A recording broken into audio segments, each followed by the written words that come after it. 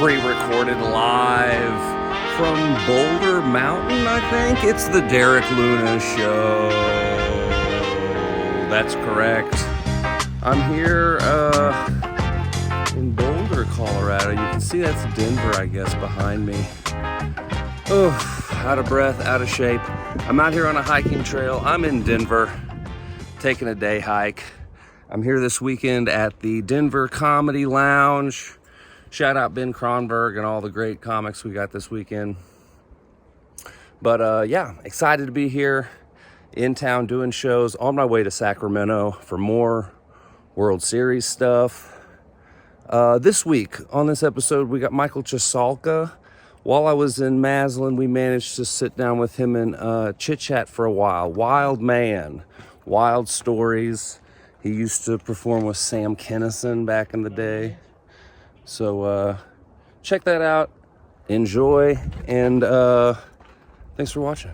We're recording there.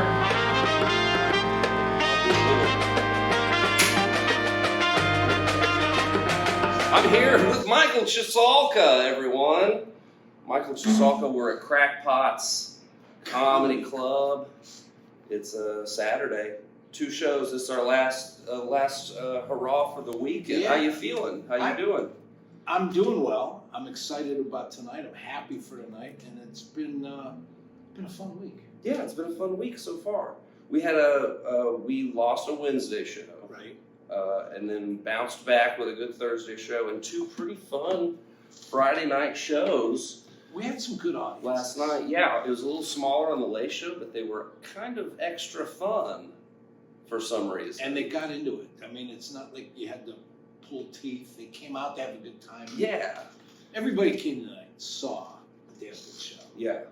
Yeah, these are the World Series of Comedy Records shows that we're doing, which are a little different than the satellites. Nobody's really timed super hard. We're just trying to get good, clean recordings for Sirius radio and stuff like that. So yeah, I've been looking forward to this week all week because you weren't signed up for very many satellites. You were doing Vegas. No. Well, here's the thing. I signed up. I'm going back because of what it means to me and what it did for me.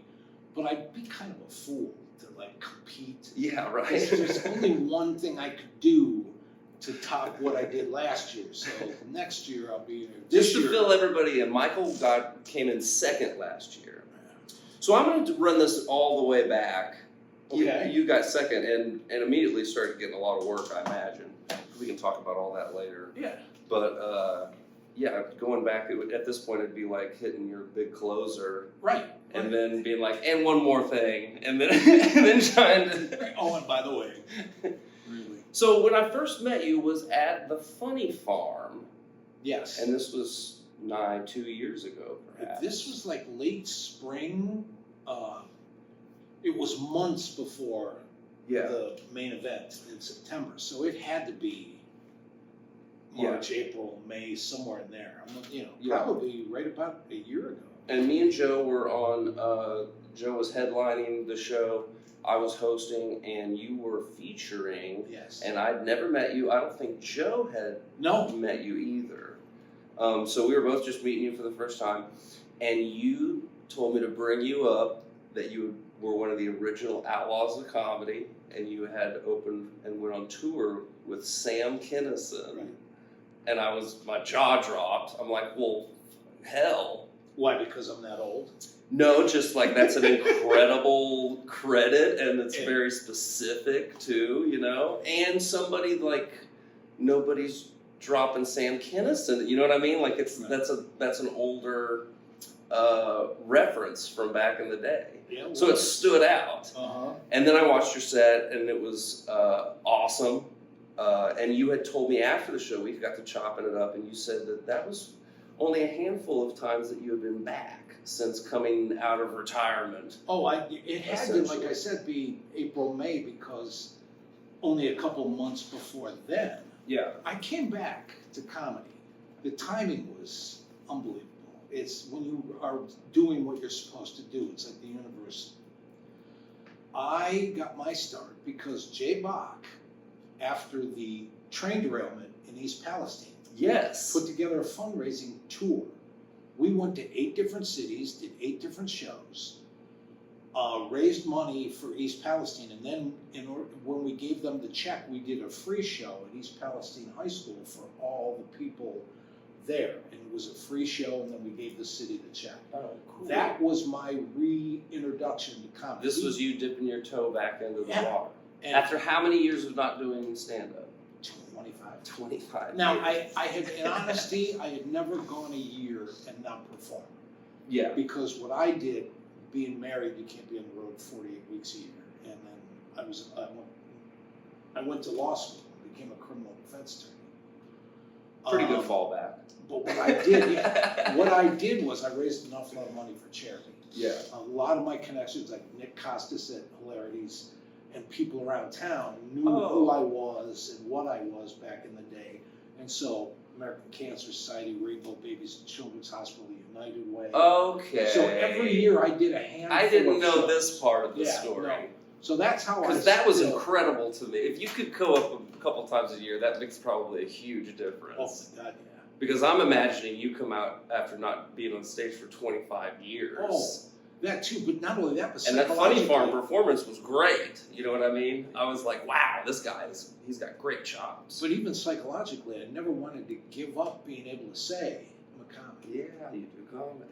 So That is awesome. and So then I got introduced. We're here at Crackpots. Jay, when the tour ended, said, I got a friend of mine that has this comedy club. Maybe talk to him about getting some work. And Chris was doing a fundraiser for a family that had a real sad occurrence in their lives. And Chris put on a fundraiser, and we raised money for them. And then that's the first time Chris saw my set too. And then he afterwards said, if you need a place to work out, if you want a place to call home, and Crackpots has been for almost 2 years that's awesome. What a great club too. Oh, absolutely. Yeah, I was just saying that yesterday. All the staff here, everybody's so awesome. Well, it's also great when you would know this because of all the traveling you do. It's a club. Yeah. They're not bar shows. Yeah, And, yeah. to be able to come back and hone and work on new stuff and perform in a club and not in a bar where the people in the back of the room are shooting pool and didn't know it was comedy night. Yeah. And the other people are watching the TV that are on silent and everybody else is there. Yeah. A club, they're there for comedy. And then even a good club, they can be even more patient with you if you're working on something. Yeah. You know what I mean? Because Right, they trust right. that this is going to go somewhere. Like, And not only that, Crackpots is that kind of club too, because our open mic nights on Thursday here are yeah. huge. I got to sit in on one of Right. those this week. That was super fun. So So tell me, what was it like back with Kinnison in the 80s? On the road? I mean, was as much as at- you can. All of this is within the parameters of the Comedy Store. Yeah, and the statute of limitations is passed Yeah, on a lot on a by lot. now, so.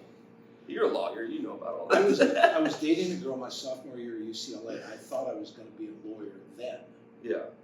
One night after dinner at his house, he said, "You and I need to go for a walk." And I figured he was going to talk. You were to just me. friends with him. I figured he was going to talk to me about, well, what are your plans with my daughter? Instead, he goes, "I make TV commercials. I make movie trailers. I've directed a couple of my own films. You are funnier than the people we audition all day. Quit school and become a comic." That's awesome advice. All right, so you never hear somebody give that advice. For a Never. couple weeks, I flirted with it. I thought about it. I went to class and sat there thinking about it during class. And then finally, one Monday night, I went to amateur night at the Comedy Store, and I sucked, but it felt like home. Store, there's up probably that a bunch of stage. killers at the store at that point too, right? So you're walking into the jungle. Right, it was pretty competitive because it was the portal into the business. Yeah. And if you were a doorman, which is what your goal was, you got to work every night. You worked, I got there at 4 o'clock and I didn't get home until 4 in the morning, 6 days a week. And that was okay because the unwritten rule, or the perk you got at the Comedy Store is, Comedy Store had comics, every 10 minutes a different comic. And big shows in the main room. And a belly room upstairs. So there's 3 rooms going that are packed all the time because there's no cable TV and there's no distracted. Oh, no yeah. Video games. There's no people went out, people did things, and if you wanted to see comedy, you had to go see it live. But at the Comedy Store, if you were a doorman, if somebody didn't show up for their set, and in the 80s there were all kinds of reasons why comics didn't show up for their set. The reasons. Whether it was either, needles or twins. Oh, man. Whatever kept them from showing up. If you were a doorman, you could take the fallout. Yeah. You could take and go do their time. It's so funny, some of these things are still the same there. Okay, I would agree with that. Yeah. Except for, and maybe it's a new generation of, but as much important and exciting and historical stuff happened in the club, the key for those of us comics was the parking lot behind the Comedy Store. Oh yeah, I've been in that parking lot. Because that's where everybody stood around in a circle. Yeah.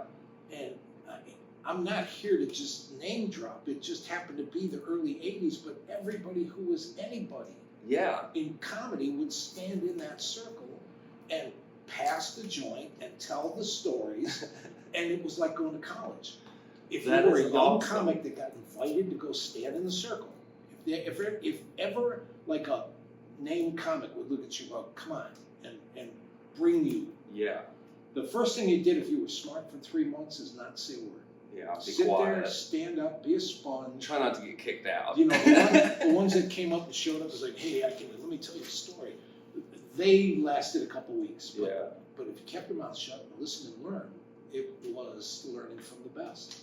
That's Everything so awesome. from how to settle a show, how to watch for bookers and language and contracts and where to stay here and what to do there and all of that kind of stuff. I'll tell you, I still remember my very first story when I finally had something to say. I got asked one night, so what do you do? And I had said, I got my first headlining gig. I'm going to Palm Springs to work for Phyllis. And everybody had been out there and knew the room. And George Kirby came up to me and said, let me give you a piece of advice. Bring your own shit.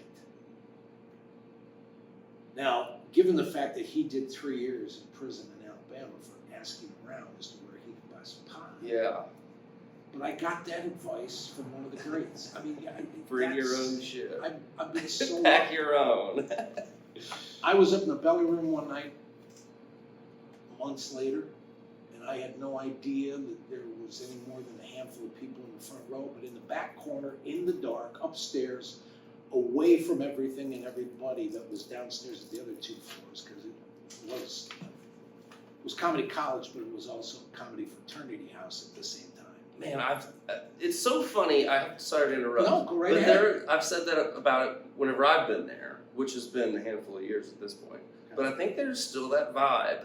Like, It should. and I'm sure it's gone through ebbs and flows, but there was a moment, at least when I was there, where same exact things that you're saying. The parking lot in the back room, the frat house vibe, where there's that porch and everybody's just hanging out, and you can walk right up to people and say, hey, my name's this, I'm going up after you. Like, it's crazy. So many things that are institutions started because of Mitzi and the store.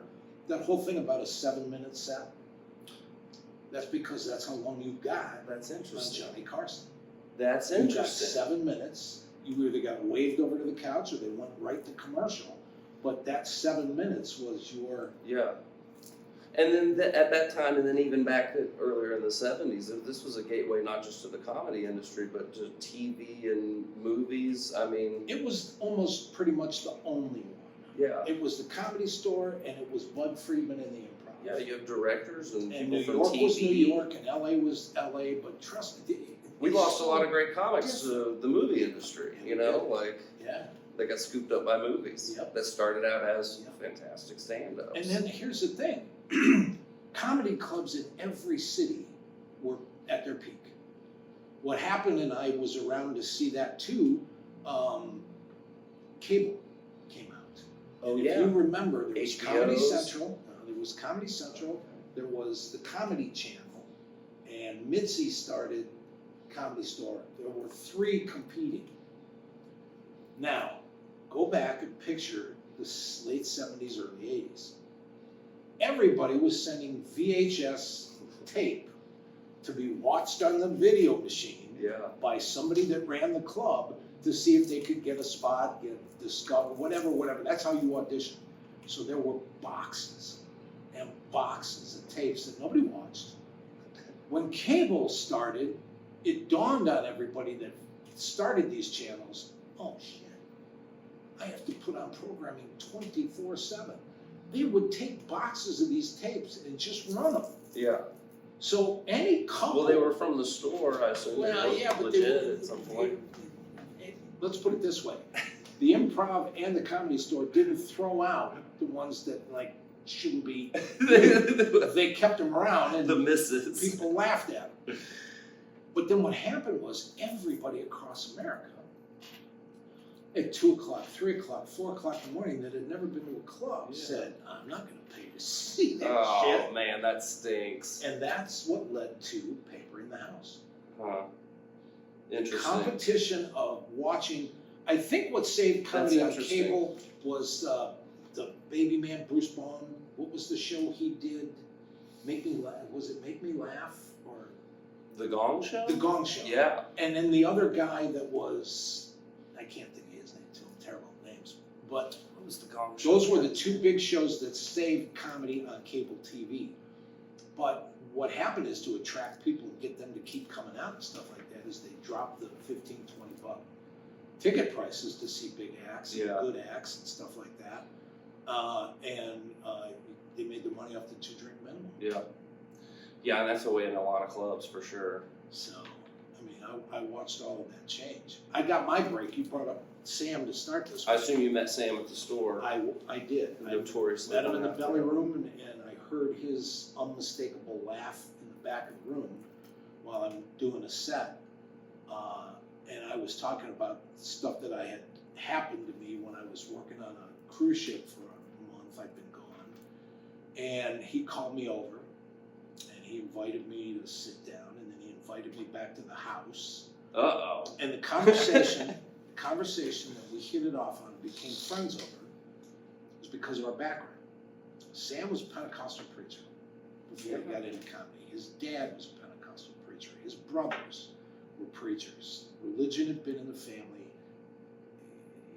in their blood, in their soul, and Sam, his comedy was right and wrong, was all kinds of deep stuff too. I flirted with becoming a Jesuit until I was 23. Yeah. I would apply, I'd go talk, I went to different orders, but they didn't like, they said, "You're too radical, you need to go be a missionary, because I can't put you in a suburb and have you talking to people every day."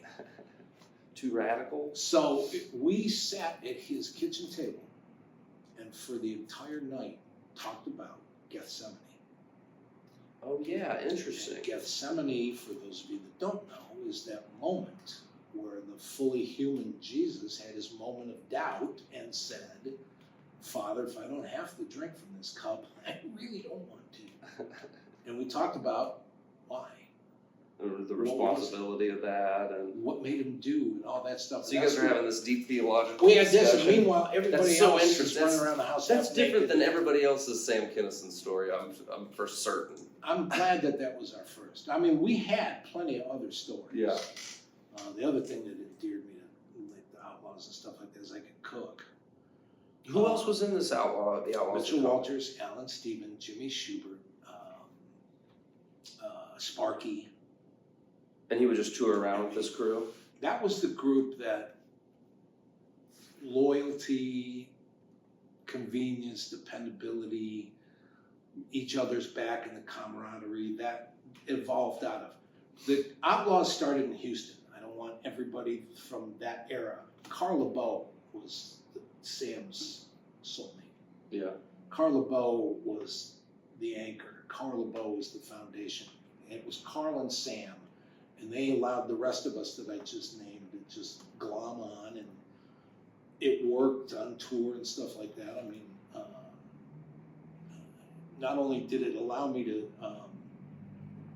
learn from the best, have to stand up to and be part of the best, but then it also gave me the credibility with other clubs to show up and headline. So I skipped that whole thing. I went from meeting Sam and touring with Sam right into being a road comic, right into headlining all over the country. That must have been great. What were those crowds with Kennison like at those times? He's doing theaters and huge crowds. The Wild Thing hit, and then the album. We started doing music on stage. I mean, and not only did I get to perform with Sam and play places like Madison Square Garden and so insane. Universal Amphitheater. It's so insane whenever I talk to you that I forget that you've done Madison Square Garden. It was a so fundraiser crazy. for Lenny Bruce's mom.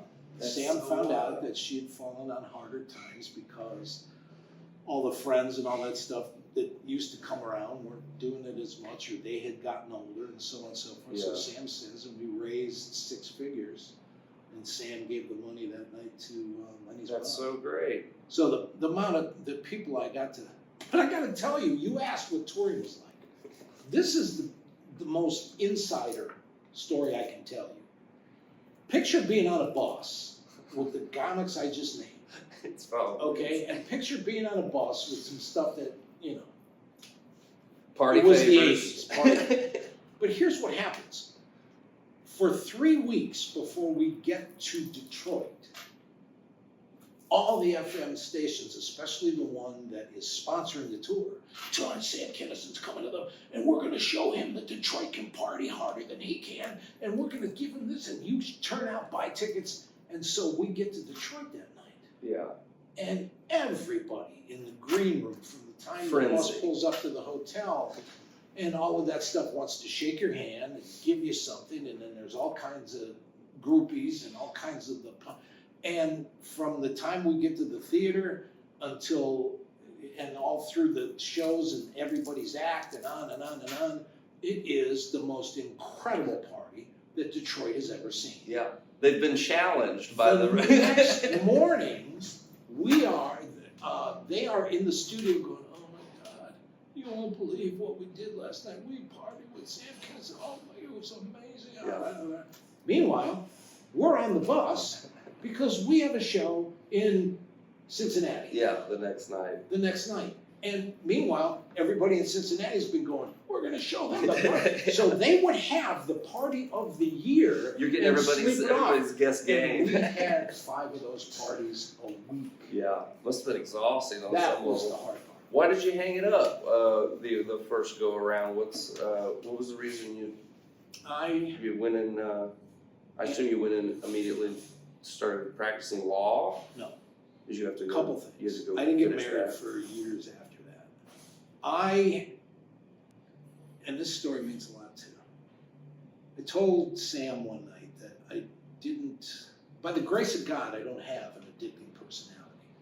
I could party for 4 days with everything. Trust me. I mean, I spent 4 hours one day behind the glass block at Griffith Park Observatory, and whatever I was on, I spent 4 hours wondering if the people walking by, I wondered if they were out there or if I was in here. And that discussion was deep and philosophical, but anyway.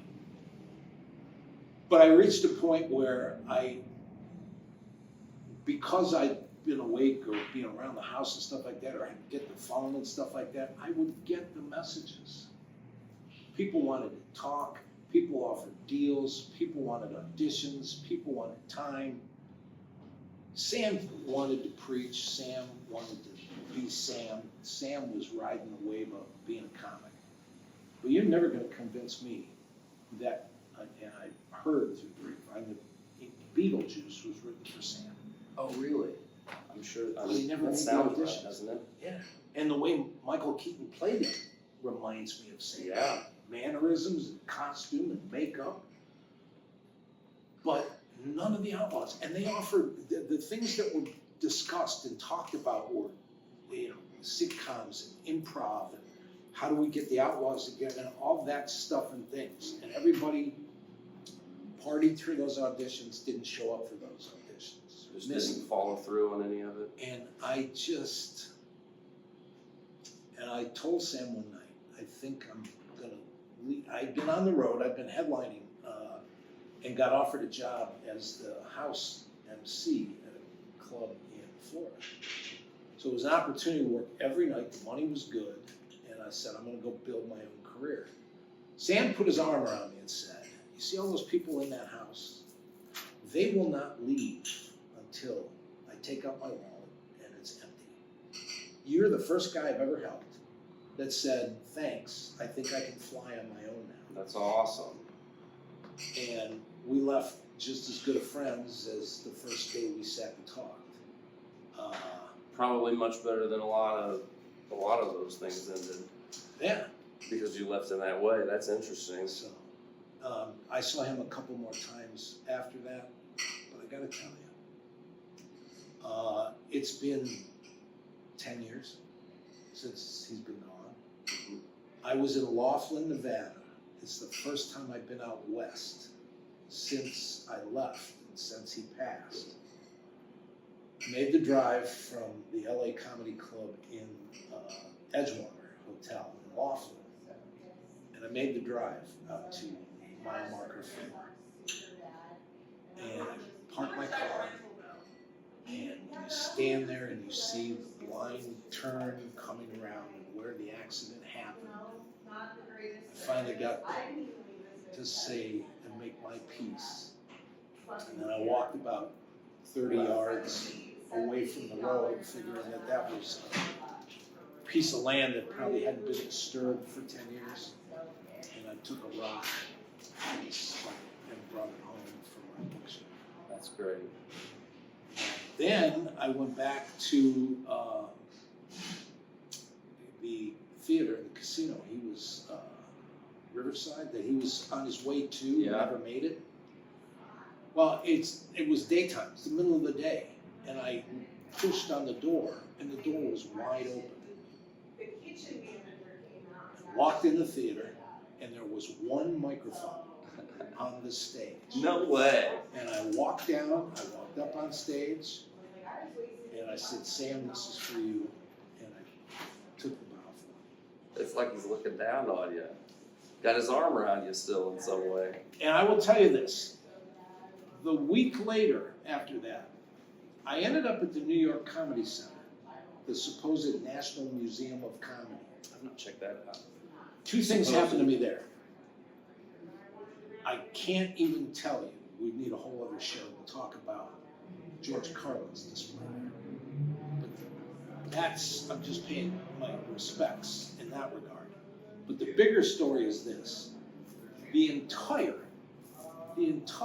3 floors of the museum, covering everything from the 20s and the 30s and everything that was on vinyl and all the black segregated comics that were really good and radio, how it brought that something together and all of that stuff on and on and on. The museum is rich with all kinds of stuff. I gotta check this out. The bottom floor is called the Blue Room, and it's all the filthy comic. Yeah. But Red there's Fox disclaimers. living down there. There's all kinds of disclaimers. You have to open up behind a window or move a curtain to see the stuff so that nobody can say, I had no idea, and all of that kind of stuff and things. But here's my thing, and I'm glad we're talking about this. Nowhere in that museum is a picture, a mention, an album, a video cut, a souvenir of Sam Kinison. That's crazy. Even in the green room. That's a travesty. And I will tell you something, there isn't a better dirty joke ever been written than homosexual necrophilia. yeah. There isn't a better dirty joke. And if you're a young comic starting out and saying, oh, I think I'm going to be dirty, forget it. Yeah, go look that up. So that's my other mission. That's crazy. How many other people are they missing out on if they've missed out on Sam Kinison? But that's the one that hit me because that's the one I knew was. That's so So wild. that makes no sense at all. So if anything ever happens to me, or to me or for me, if I ever have blessed enough to get any kind of recognition or award, I'm wearing my Sam Kinison t-shirt to the podium. Yeah, that's great. And then I'm taking it off on stage and saying, put this in the museum. That's so awesome. And I wanted to say too, so then you practice law, you go off for 25 years after hanging it up. Well, I got married, and I became a criminal defense attorney and a trial lawyer. And boy, you're right about that, being married and not being able to be a comic. But what hurt worse than that was I got drummed out of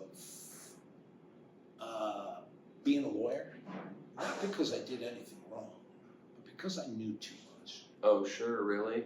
And when I sat there and said, do I go to the media or do I go to the prosecutor, the little angel on my shoulder said, Michael, this isn't about you. Do the right thing, go to the prosecutor. And he was in on it. Oh, wow. And I ended up with a letter from the Supreme Court. I got drummed out and suspended for some stupid... And with the internet, the fact that the Plain Dealer put a story in the paper about how, the lawyer, Cleveland lawyer, well-known Cleveland defense attorney, my business just evaporated and dried up. Oh, really? And then I was supposed to get my license back automatically on Christmas Eve, because that's the day they started my suspension. Tell me that wasn't done. Yeah. And in October, I got a letter saying, oh, by the way, if you ask for your license back, and you really do want your license back, we'll probably charge you with this bullshit, bogus charge. And I'm waiting for somebody to say, this feels well, political what charge? as can be. It is. Yeah, and that's it was. crazy. Why does everything always end up And that way? then come to find out that somebody else knew about it and gave up some information to save herself about stuff. And when the FBI said, well, what? It said, well, and who are the lawyers in Cleveland that can be, and dropped my name to get back at or get even with my wife at the time, who was a judge. It was just ugly. But when I sat in front of my lawyer's office, it's a damn good book, but I don't want anybody to even get famous out of it. As This is probably a dumb question, but are you happy you're doing comedy? yeah. You got angry just telling the story about being a The only lawyer. thing what I miss truly from my marriage are my schnauzers, my dogs. Sure. But the thing about it, even my lawyer said, Michael, in case you haven't noticed yet, they don't want you back. Yeah. So I think things happen for a reason. I got back into comedy because I think it can heal, and God knows the way things are going in this country. I'm back because somebody has to be. That's the other thing about those of us that stood in that circle back in the day at the Comedy Store. We all respected the fact that we're descendants of the court jesters. Yeah. You paint your face, sing a song, put bells on your toes, you can sing or dance or walk up to the king and go, you're full of shit. Yeah, and tell the truth about stuff like that. We have a king that's full of shit, and I'm here to be the little court jester, so. That's so great. So then, yeah, and I always love the fact that you came back. I think I was there for the first parts of this whole thing. There was, yeah, you were. And you were so humble, which is crazy to me for somebody who's been at the heights of the highs that you've been. That's, almost everybody wants to tell you how much they know and how good they are and this and that. But you came into it being like, I don't know how things are these days. Well, I did. I'm getting back into this, and I'm here to learn, is what you kept saying. I'm here to try to learn from everybody else. But here's the thing, and being as connected as you are to the World Series of Comedy, you know what that is and means to comedy today. Yeah. I registered to go to the World Series of Comedy. I didn't do any of the satellites. I didn't go for the competition. I went because I didn't know anything about an EPK. I was not on Facebook. I was not on Instagram. I didn't have a website. I used to say my act when I did comedy. If you ever get a text from me, somebody stole my phone. That's how inept I was. Right. But I went to the World Series just for all of those things, and because I'd never been to a satellite, I was in the wild card round. Yeah, whatever, one of the early midnight. I check into the cards. hotel at noon, and they said, well, your first show's at 4 o'clock in 4 hours. I was like, what? Yeah. And then I kept winning, so I ended up finishing second. Yeah. But what I'm saying is I'm going back because that's how much the World Series meant to me, taught me, and did for me. Yeah. I wouldn't be Those sitting seminars were great. I've attended them a couple of years in a row now, and I still learn stuff in the seminars and everything. And just a good experience overall. And yeah, my man Michael smoked it, just front to back, just kept winning. And it was great too because, there's a lot of the same types of guys. A lot of times they fall into like 2 or 3 different camps. You'll have like the New York style comics with really great jokes. And then you'll have like some like West Coast guys that are really like absurd off the wall sort of stuff. And then you were always this wild card that was like just kept advancing. That was like Michael's kind of his own camp. Like he just goes out there a lot like Kinnison to just preach. Like some of your bits are very sermon-esque. I think every comic from an early age it deals with the absurdity of life. Feels like we know something other people aren't seeing. Is that what it feels like? And not only that, but you have empathy for that too. I'll never forget. I was like 12, 13 years old, sitting in the back of the car. My dad was driving somewhere on a Saturday morning, probably going to our pizza shop, and I was probably there to work. But I'm sitting there like this on the back window in the back seat. It's freezing cold, it's snowing, there's ice everywhere, and the doors open at this church. And out comes 6 pallbearers carrying a casket and a bunch of people just crying. Oh, yeah. And it's nasty because it's windy, it's snowing, and all that stuff. And the lead guy slips. They drop the casket, and the casket slides down the steps out into the street. And you look, and it's like they didn't deserve that. Man, I can't believe I'm laughing. And the first thing I thought of was, wow, that guy must have been an asshole. If God let that happen at his funeral, he must not still be done smacking him around. But that's the thing about, Comedy can heal. That's your whole thing. So. Well, man, thanks for sitting down. Sometimes I play 10 bad questions, but we sat here and chopped it up for a half hour already. And we got a show to get ready for, but yeah, we do. I'll have you back on. We'll do these 10 terrible questions later. If nothing else, we can do it in September. Yeah, it's super good. Yeah, we'll see you in Vegas in September. Michael Cheselka, everybody. Where can we find you online? I am at Cheselka, Cheselka, CheselkaComedy.com. Check it out. Check him out. Michael Cheselka. Thanks for doing this, man. Thanks for hanging out. Yeah. So interesting. I'm glad we got that documented. The tale. Well, there it is, and there it was. Thanks for checking out this episode with old Michael Cheselka. What an interesting fella. So crazy, some of the wild stories he's got. We're wrapping things up here in Denver at the Comedy Lounge. Big shout out to Ben Kronberg and everybody here at Colorado Sake Company. It's been a fun time. We're heading on down the Dusty Trail. And when you next hear from me, I believe I'll be in Sacramento, where hopefully I'll get a chance to talk with Becca Ward, I believe. I don't know. Always subject to change. Kitchen guys back there cooking up the sushi rolls or whatever they do. You don't cook sushi. I don't know. I don't know what's happening, but this show's terrible. And this episode was great, though. Thanks for checking it out. Big shout out to Michael Cheselka. It was awesome getting a chance to hang out with him. So we'll see you on down the Dusty Trail from some random back alley here in Denver. Thanks for checking it out. We'll see you next time.